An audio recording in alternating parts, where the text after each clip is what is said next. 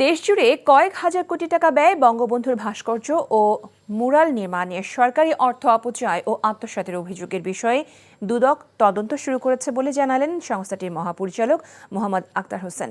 এর সাথে সাংবাদিক মুন্নী সাহার ব্যাংক হিসেবে ১৩৪ কোটি টাকার সন্দেহভাজন লেনদেন সহ অবৈধ সম্পদ অর্জনের অভিযোগ অনুসন্ধানে দুর্নীতি দমন কমিশন কাজ করছে বলেও জানান তিনি। বিস্তারিত দেখুন ইফতেখার রেজার রিপোর্টে। দুপুরে রাজধানীর সেগুনবাগিচায় দুদকের প্রধান কার্যালয়ে সংবাদ সম্মেলন করেন দুদক মহাপরিচালক। তিনি বলেন, প্রায় ৯২ কোটি টাকা আত্মসাতের অভিযোগে ডাক ও টেলিযোগাযোগ সাবেক মহাপরিচালক সুধাংশু শেখর ভদ্রের বিরুদ্ধে মামলা হয়েছে। আর পতিত আওয়ামী লীগ আমলে মুজিব কিল্লা নির্মাণ, সংস্কার ও বঙ্গবন্ধুর ভাস্কর্য ও মুরাল নির্মাণে সরকারি অর্থ অপচয় ও আত্মসাতের অভিযোগের বিষয়ে অনুসন্ধানের সিদ্ধান্ত নিয়েছে দুদক।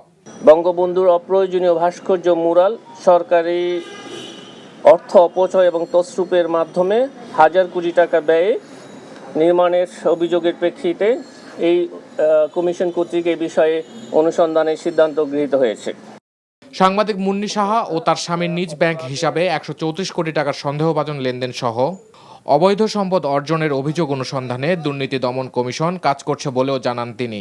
অভিযোগ সংশ্লিষ্ট জনাব মুন্নী সাহা, সাংবাদিক ও তার স্বামী কবির হোসেন তাপস, স্বত্বাধিকারী MS প্রমোশনাল, ঢাকার বিরুদ্ধে নিজ ব্যাংক হিসাবে ১৩৪ কোটি টাকা অস্বাভাবিক লেনদেন সহ গাতোয়ায় বহির্ভূত সম্পদ অর্জনের অভিযোগের প্রেক্ষিতে অনুসন্ধানের সিদ্ধান্ত গৃহীত হয়েছে।